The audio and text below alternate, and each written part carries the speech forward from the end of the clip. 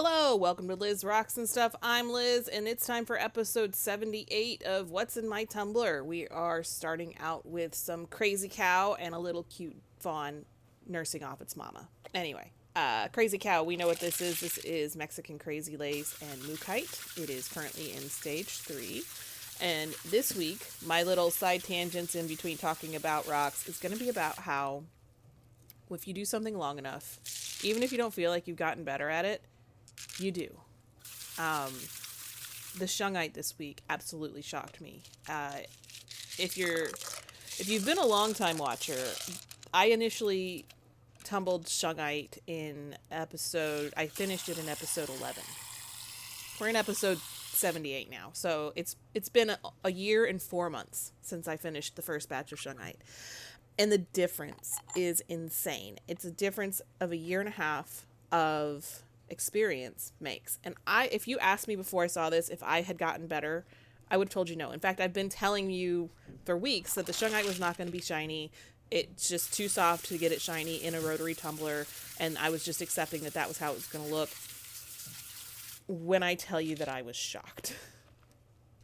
Yeah, so if you do something for a while, you do get better at it, even if you don't feel like you do. So, I don't know how much more I'm going to say on that in this video, but we'll go back to talking about this crazy cow here.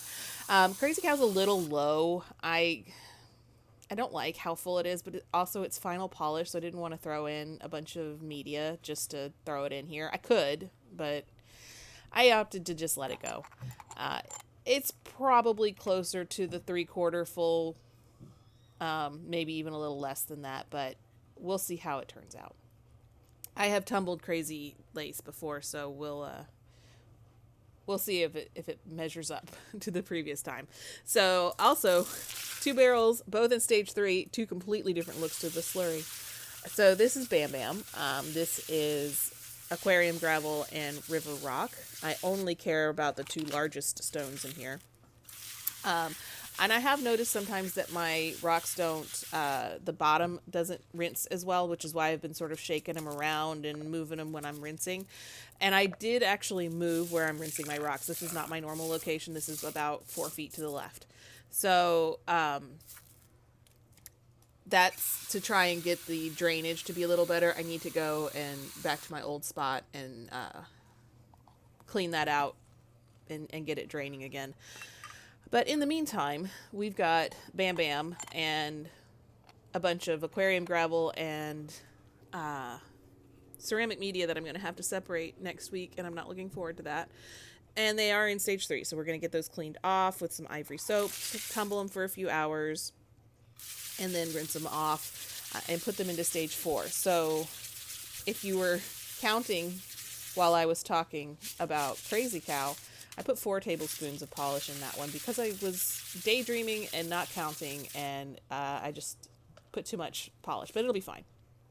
You can put more. More polish isn't going to hurt it.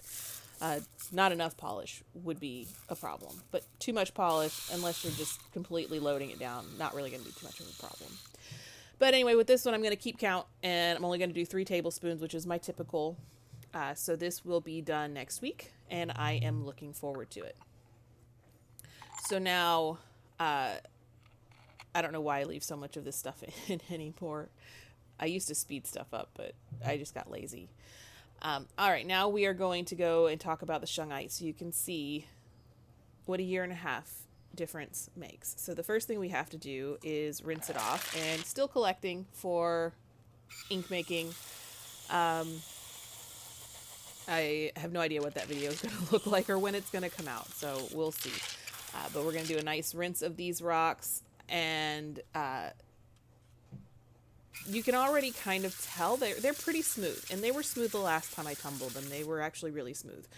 Once I get to drying them off, I'll actually have a side-by-side picture of what they looked like when I tumbled them a year and a half ago. So I don't know. I don't know what to say. I'm just looking at them like from across the room right now, and I cannot believe, and you guys are all going to be disappointed because I'm gassing this up so much, but holy cow. So burnish, tablespoon of borax, tumble for a few hours, burnish. So get these moved outside, rinse them off. You can tell they're not terribly, terribly dirty. So we're just going to make sure they get thoroughly rinsed and bring them inside and dry them off. So they have a very metallic sheen to them. They're shiny and metallic looking. Before they were a very deep black and matte. And I still liked them. I still thought they were really great looking, but they are shiny now. I mean, look at that.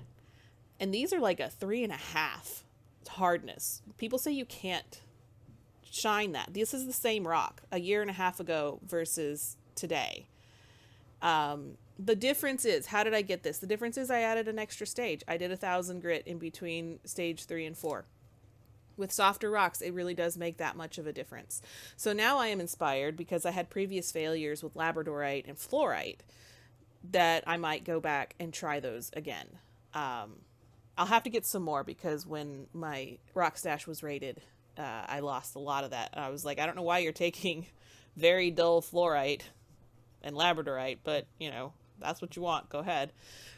So I'll have to get some more, and maybe I'll do a retumble of some failed tumbles. We'll see. But anyway, now moving into Leviathan. This is ocean jasper and dragon bloodstone. There's a piece of river rock in here and some other just sort of filler stuff because I needed room.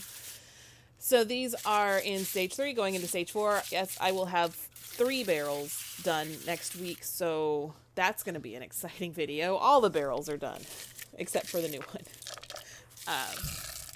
Which I hope you guys like the name I picked out for the new barrel. I don't know if it's stupid or funny or what, but it is what it is.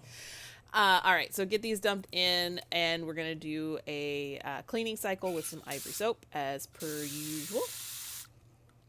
And then a few hours. This was actually genuinely a few hours. I think I did this pretty early in the morning.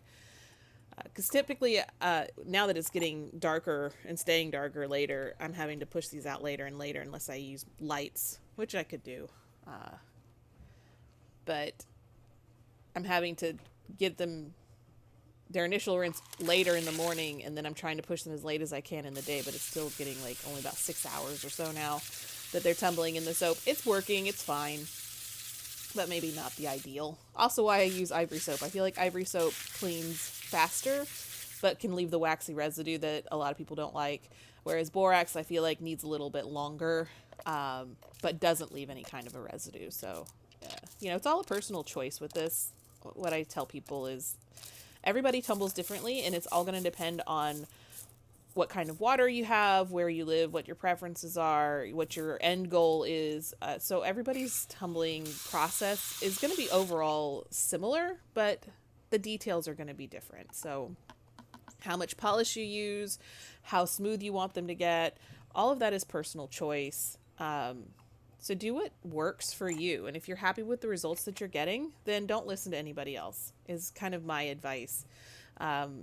If you don't know what you're doing at all, then sure, ask people for advice and listen to the advice that makes the most sense. Don't feel like you have to do something a certain way just because everybody else is doing it. All right, so the new barrel is a mix of Crazy Cow and Leviathan. So this is going to be, the first piece was some rose quartz, second piece was ocean jasper, then dragon bloodstone, that was crazy lace, and then that's some Shungite.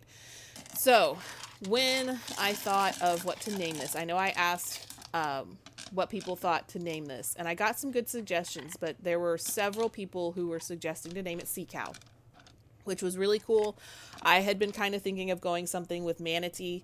When you say sea cow, I think manatee. I actually looked it up, and sea cow is sort of the overarching name that includes manatees and dugongs.